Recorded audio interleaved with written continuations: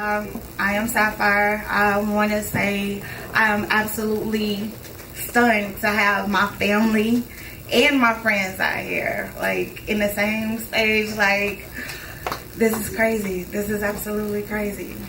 So, I also want to say thank you all for coming. Hopefully, I have fans already, but hopefully I make new fans.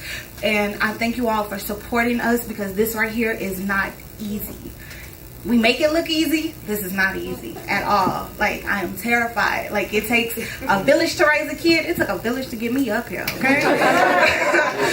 Like, for real. They've been yelling and screaming at me all day. So, I thank you. And I don't want to, I'm not doing this because it's Black History Month, which it is, okay?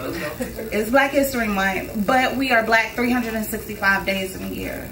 So we can't buy Black if we don't support Black, right? So I really appreciate you all for coming out and supporting us for doing this, okay? So my set is about healing, it's about purpose, it's about all of that.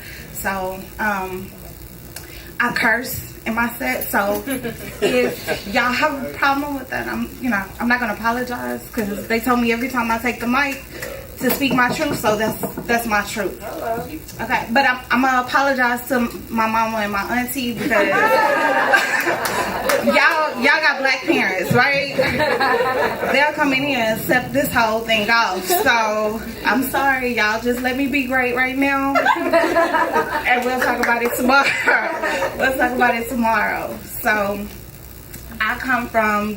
Are there any church folk in here? Like, okay. So not church goers, but church folk. Like, you come from a long line. Y'all been in church. Y'all got the 3 sermons, the 3 services. Okay, so I come from a long line of church folk. Like, my grandfather was a preacher, my grandmother was in, the choir, my mom was a preacher, my aunties was preacher, and I just was sick and tired of going to church. Like, I was over it. We opened the doors of the church. We were pretty much the first ones there. We swept the church. My mom did Sunday school. She preached to me all during Sunday school, and I was just exhausted. Like, God is not finished with the prayers we had yesterday. Why open here? Like, I don't get it. I don't understand what's going on here. So I come from a long line of church people. That's who I am. That's who we are. So my mom, I do remember this, her talking to me about purpose. And I didn't get it then. I'm a kid. I'm just ready to go. I'm ready to go. Okay? I'm sick of church. I'm ready to go. But she talked to me about purpose. And see, this is my first feature. And this is my pre-birthday bash. Like, my birthday is tomorrow. Okay? My birthday is tomorrow. Okay? So this right here feels like purpose for me. Okay? This feels like it. This feels like something to me. Like, I'm that little church kid. I'm the one who wore the skirts all the way down to her ankles. I had the long ponytails or whatever. Like, I wore a skirt in gym. Like, it was that serious. They was waiting on me to turn flips, but baby, up under that skirt, I had another skirt with some shorts on. Y'all don't know. I was ready. This feels like purpose. So, because I was that little girl, by the time I got in high school, and I didn't have to wear the skirts, and I didn't have to do all the things that we were doing, I was withdrawn. I didn't talk, I didn't say too much or whatever. I was trying to blend in with the paint or whatever. I didn't want to be seen. That was me. That was the result of all of this. And so there was this teacher, and she made me read in school. And she was like, I see, like, you have it. You have it, but you don't believe that you have it. And your elocution is amazing. You say everything correctly. You read with emphasis, all of this, but you don't believe it. So come up here in front of these people, and I need you to read. So I would come up in front of the class, and I would read. And so she had me do it every day. And are there any teachers out here? No? Does anybody know anything about really great teachers? See, right? See, thank you. Okay? Thank you. Because when I was in school, I thought she was picking on me. I didn't want to be in front of the class. I didn't want anybody to, look at me. I didn't want to be seen. I just wanted to be in a bag.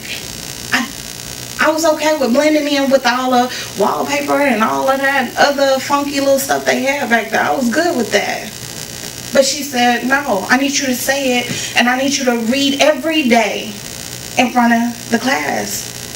And so it came to a point to where I read every day, until I got the confidence to stand in front of everybody and say what I needed to say. And I was like, oh, okay, well, at least I'm just doing this in front of one person, in one class, And then that great teacher got with all the rest of my teachers. And so now I had to do it in front of every class, every day. And then she got with another teacher, and they got me into public speaking. So now I'm not only reading in front of all of my peers in all of the classes, I'm now writing my own stuff. I'm saying my own things. I am debating with people. I'm engaging with people with my own words. So this feels like purpose. This feels like purpose. Like I didn't get it then. My mom said that purpose will make a way for you. You don't have to find it. It'll make a way for you. So this feels like purpose to me, and I'm thanking you all for being here, for sharing this, because I'm absolutely excited. I'm absolutely elated. So because I'm still that religious girl, I'm going to take a moment. I'm going to thank my creator, and we're going to get the show started, okay?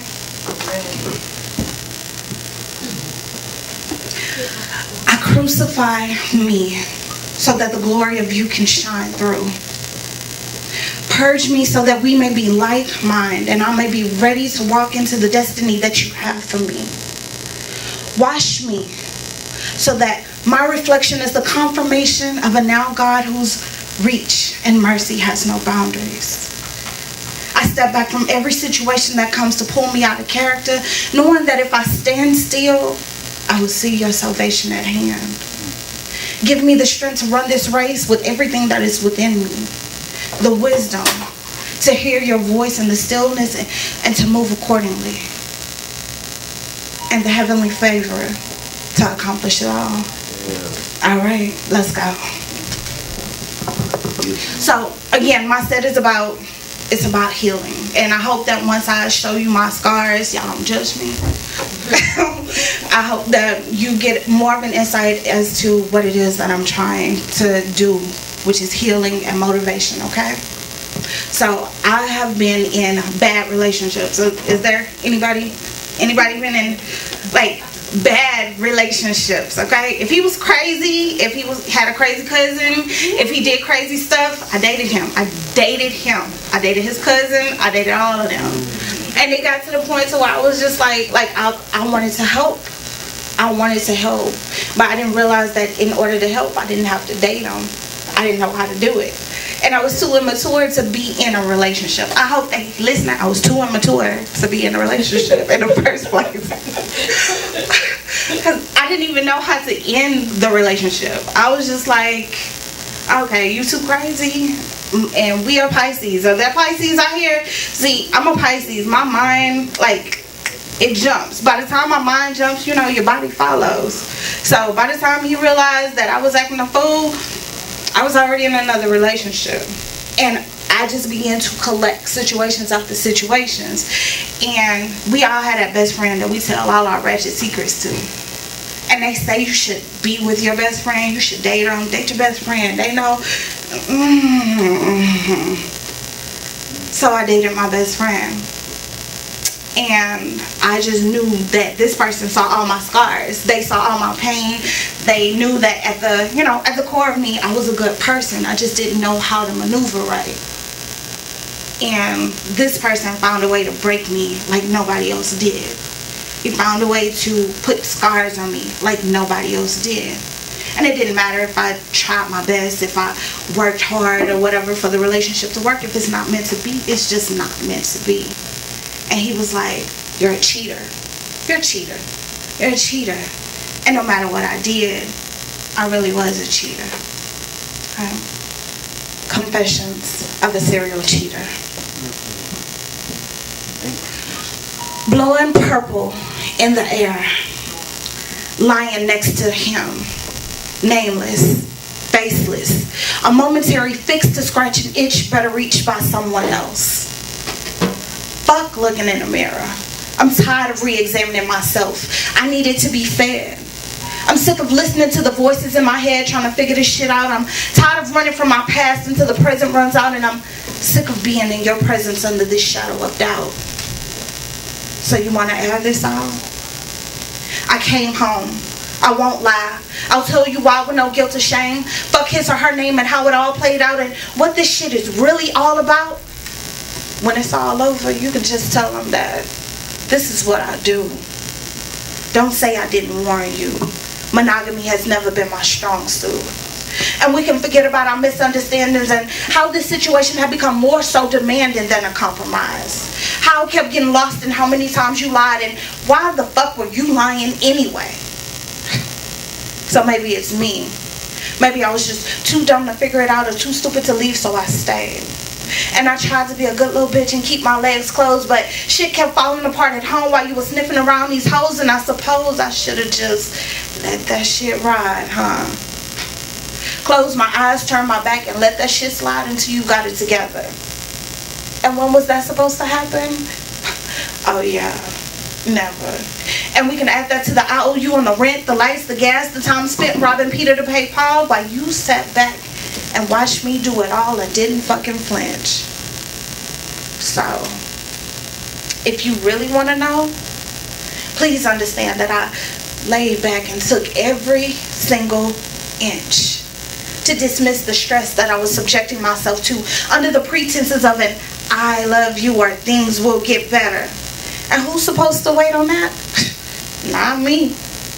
Not ever. See, what pissed me off is that I learned to be submissive. Shut the fuck up and stop being so dismissive. Even when everything you said was on that bullshit and everything you did was an ego trip. All while ignoring that home wasn't being taken care of. I mean, you parading me out here in public and acting like we so in love. What? But I'm the cheat. Because mine was done between the sheets, but yours cut just as deep because it took a piece of me each and every single day. It's a constant reminder of the insignificance of the words that we say and the games that we play and how this all has to end. But I'll never point the finger because sin is still sin, and then again, I'm so grateful for this lifelong lesson. Hi, I'm a serial cheater, and this is my confession.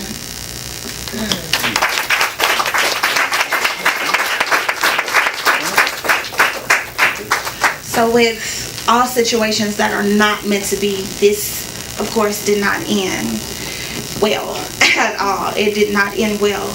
Like, he found ways to break me. He found new cracks and crevices to crawl in.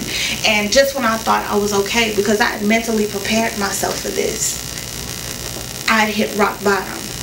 Like, in the 5 years that we were together, I didn't write a single word. And for all the artists or whatever who are out there, like, my writing is my gauge on my happiness. It's my gauge on how I'm feeling. And I hadn't wrote anything, so inside I was screaming.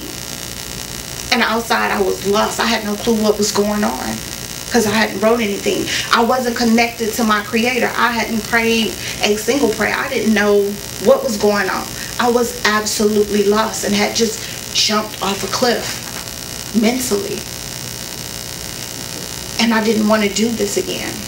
I started realizing that hurt people hurt people, and broken people break people. And although I didn't want to be that person, and I didn't think I was that person at all, but that's exactly what I was doing. I was collecting bodies and hurting and breaking people. And now I was hurt and broken. And so I was trying to heal. I was doing everything that I could to heal, to make sure I would be okay so I wouldn't do this to anybody else. And so I started doing the research and started looking into myself. Like, maybe it's me. It can't be all of them. It can't be all of them. Some of this has to be my doing. So what in me is attracting crazy? And I realized that my first relationship with a man was not okay. My first relationship was broken. And that was my relationship with my dad. And I know it sounds absolutely cliche. It sounds absolutely textbook, and it is. But if you look at it like this, your father is the person who puts the girl on a pedestal. He's the person who shows you what love is. He's your first reference for love. He's your first reference for how you should be treated, how you should be held. He's your first reference. And I didn't know what that was. And I tried to reach out to my dad, and believe we two of the best boxers in the ring. We giving it as good as we getting. But I was hurt, I was broken, and I didn't want to fight anymore.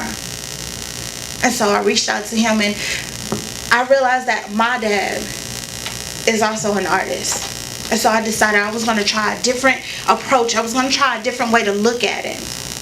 And so I decided I was going to write him a letter. You see, my dad and my mom are high school sweethearts, and they used to write love letters to each other all the time. So I decided to appeal to him from an artist's point of view. Daddy's little girl. His scar started it all. Invisibly blistered and bruised me to my core. Planting seeds of deception until I could hide it no more, until I could deny it no more. Subconsciously, I was reaching for his success. I was broken. I was in a million pieces. And the crazy thing about healing is that when you get out of the way, when you let people be themselves and you be yourself and you meet each other on that median, on that playing ground, healing is almost instantaneous. So, needless to say, me and my dad have a great relationship now. Like, he really wanted to be here, but he had to work. Like, he's the person who I talk to before I go to sleep. When I have writer's block, he writes something and sends it to me, and we write off each other. Like, that's how this is working. So, now that I've gone through this situation, through the pain, through the hurt and the sorrow, now that I've healed from this, and I'm like 3, 4, 5 years now, I'm like a serial single person. So my peace of mind is like so very serious to me. Like, I'm not supposed to play games. No, don't come here with that bull. Like, no. So they're like, are you gonna get into another relationship? Are you gonna get married? What's happening? What's going on? What's next? So, desperately seeking Superman. Everything around me keeps testing my belief in happily ever after. If I can turn this chapter in my broken state, keep this smile on my face as my life gives way. Watching the world collapse before my eyes, close them to shield the impact of my demise. Heal my heart from the chaos that awaits outside my door. The depth of his knife, the extent of his lies, the many nights that I cried. You don't understand how hard with this man that I tried. But it just wasn't meant to be. It wasn't meant for me, and that's okay. I accept this fate.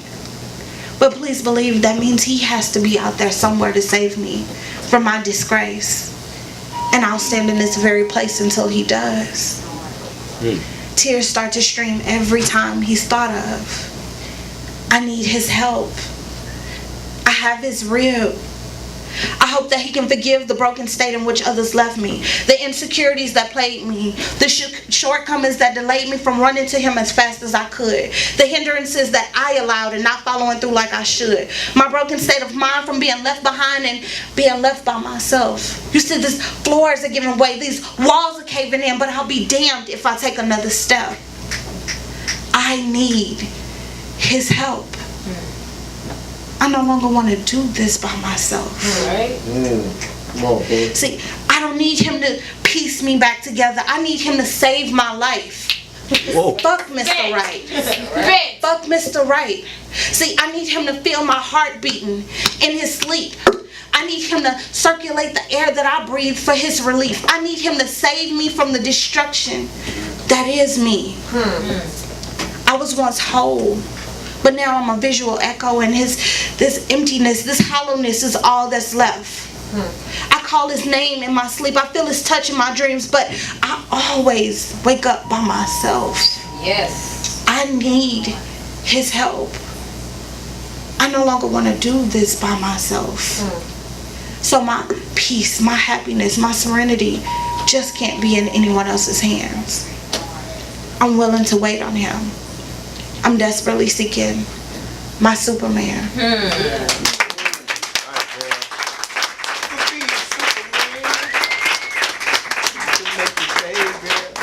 So actually, this is the end of my set, and I'm actually going to end it with saying one more story.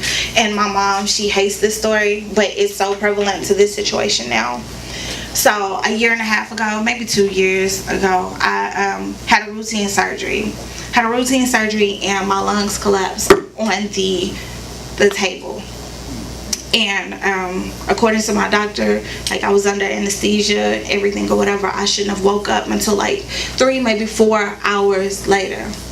So I hear my mother's voice. I hear her crying. I hear her saying, this is not okay. This is not what they said. They didn't say this could happen. They didn't say that this was gonna be, it was gonna happen like this. And I come out from under the anesthesia because I hear my mom. And if y'all love your mom, like, I love my mom. Like, that lady right there is a strong lady, and she raised a strong one. And I never want to put another scar on her. I never want her to cry because of me. And for me to hear her crying, I came out from under the anesthesia.